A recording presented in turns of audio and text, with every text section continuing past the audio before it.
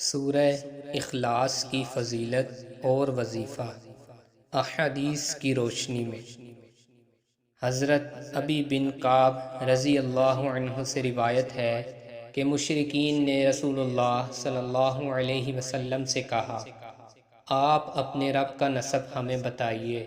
اس پر اللہ تعالی نے قل هو اللہ احد اللہ الصمد کہہ دیجئے اللہ اکیلا ہے، اللہ بے نیاز ہے، نازل فرمائی، اور صمد وہ ہے جو نہ کسی سے پیدا ہوا اور نہ اس سے کوئی پیدا ہوا۔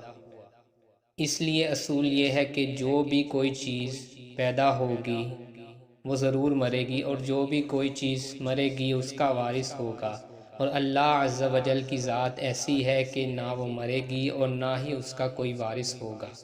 وَلَمْ يَكُنْ لَهُ كُفُوًا أَحَدٌ اور نہ اس کا کوئی کفو ہمسر ہے۔ راوی کہتے ہیں کفو یعنی اس کے مشابہ اور برابر کوئی نہیں ہے اور نہ ہی اس جیسا کوئی ہے۔ سنن ترمذی 3364۔ رسول اللہ صلی اللہ علیہ وسلم فرماتے ہیں، ہر چیز کی نسبت ہے اور اللہ کی نسبت یہ صورت ہے۔ حضرت عمرہ بن عبد الرحمن رضی اللہ عنہا سے روایت ہے کہ وہ ام المؤمنین عائشہ رضی اللہ عنہا کی پرورش میں تھی۔ انہوں نے عائشہ رضی اللہ عنہا سے بیان کیا کہ نبی کریم صلی اللہ علیہ وسلم نے ایک صاحب کو ایک مہم پر روانہ کیا۔ وہ صاحب اپنے ساتھیوں کو نماز پڑھاتے تھے اور نماز میں ختم قل هو اللہ احد پر کرتے تھے۔ جب لوگ واپس آئے تو اس کا ذکر نبی کریم صلی اللہ علیہ وسلم سے کیا۔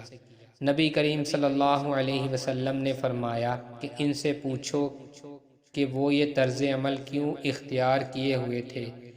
چنانچہ لوگوں نے پوچھا تو انہوں نے کہا کہ وہ ایسا اس لیے کرتے تھے کہ یہ اللہ کی صفت ہے اور میں اسے پڑھنا عزیز رکھتا ہوں۔ نبی کریم صلی اللہ علیہ وسلم نے فرمایا کہ انہیں بتا دو کہ اللہ بھی انہیں عزیز رکھتا ہے۔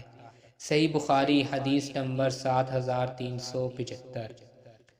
حضرت انس بن مالک رضی اللہ عنہ کہتے ہیں کہ مسجد قباء میں ایک انصاری شخص ان کی امامت کرتا تھا، اور اس کی عادت یہ تھی کہ جب بھی وہ ارادہ کرتا کہ کوئی سورت نماز میں پڑھے تو اسے پڑھتا، لیکن اس سورت سے پہلے قل هو اللہ احد پوری پڑھتا، پھر اس کے ساتھ دوسری سورت پڑھتا، اور وہ یہ عمل ہر رکعت میں کرتا تھا۔ تو اس کے ساتھیوں نمازیوں نے اس سے اس موضوع پر بات کی۔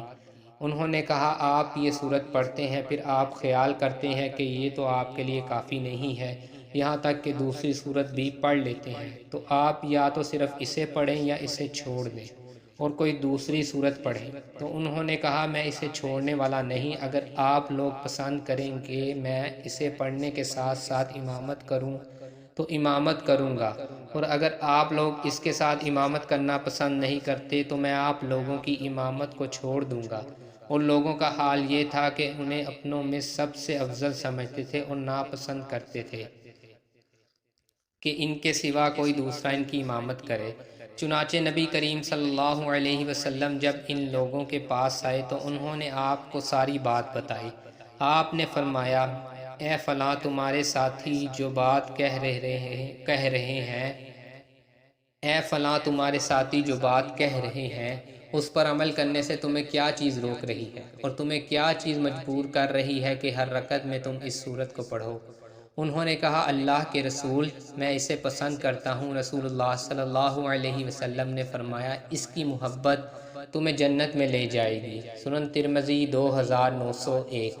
ایک صحابی خود ابو سعید خدری نے ایک دوسرے صحابی قتادہ بن نعمان رضی اللہ عنہ اپنے ماں جائے بھائی کو دیکھا کہ وہ رات کو سورہ قل هو اللہ احد بار بار پڑھ رہے ہیں۔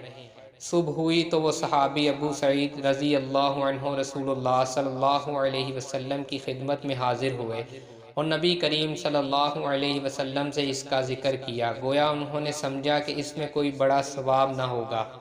نبی کریم صلی اللہ علیہ وسلم نے فرمایا کہ اس ذات کی قسم جس کے ہاتھ میں میری جان ہے، یہ سورت قرآن مجید کے 1/3 حصے کے برابر ہے۔ صحیح بخاری حدیث نمبر 5013۔ صحیح مسلم میں نبی صلی اللہ علیہ وسلم کا قول مروی ہے کہ اللہ تعالیٰ نے قرآن کے 3 ٹکڑے کیے، یعنی قصص اور احکام اور صفات الہی، اور قل هو اللہ احد کو قرآن کا ایک ٹکڑا کیا، یعنی باری تعالیٰ کی عمدہ صفات سے بری ہے۔ صحیح مسلم 1887۔ حضرت ابو ہریرہ رضی اللہ عنہ کہتے ہیں کہ میں نبی اکرم صلی اللہ علیہ وسلم کے ساتھ آیا، آپ نے وہاں ایک آدمی کو قل هو اللہ احد اللہ الصمد پڑھتے ہوئے سنا، تو رسول اللہ صلی اللہ علیہ وسلم نے فرمایا واجب ہو گئی۔ میں نے کہا کیا چیز واجب ہو گئی؟ آپ صلی اللہ علیہ وسلم نے فرمایا جنت واجب ہو گئی۔ سنن ترمذی 2897۔ بریدہ رضی اللہ عنہ سے روایت ہے کہ رسول اللہ صلی اللہ علیہ وسلم نے ایک شخص کو کہتے سنا اللہم انی اسألک انی اشہد انک انت اللہ لا الہ الا انت الاحد الصمد الذی لم یلد ولم یولد ولم یکن لہ کفوا احد۔ اے اللہ میں تجھ سے مانگتا ہوں اس وسیلے سے کہ میں گواہی دیتا ہوں کہ تو ہی اللہ ہے، تیرے سوا کوئی اور معبود نہیں، تو تنہا اور ایسا بے نیاز ہے جس نے نہ تو جنا ہے اور نہ ہی وہ جنا گیا ہے اور نہ اس کا کوئی ہمسر ہے۔ یہ سن کر آپ صلی اللہ علیہ وسلم نے فرمایا تو نے اللہ سے اس کا وہ نام لے کر مانگا ہے کہ جب اس سے کوئی یہ نام لے کر مانگتا ہے تو عطا کرتا ہے، اور جب کوئی دعا کرتا ہے تو قبول فرماتا ہے۔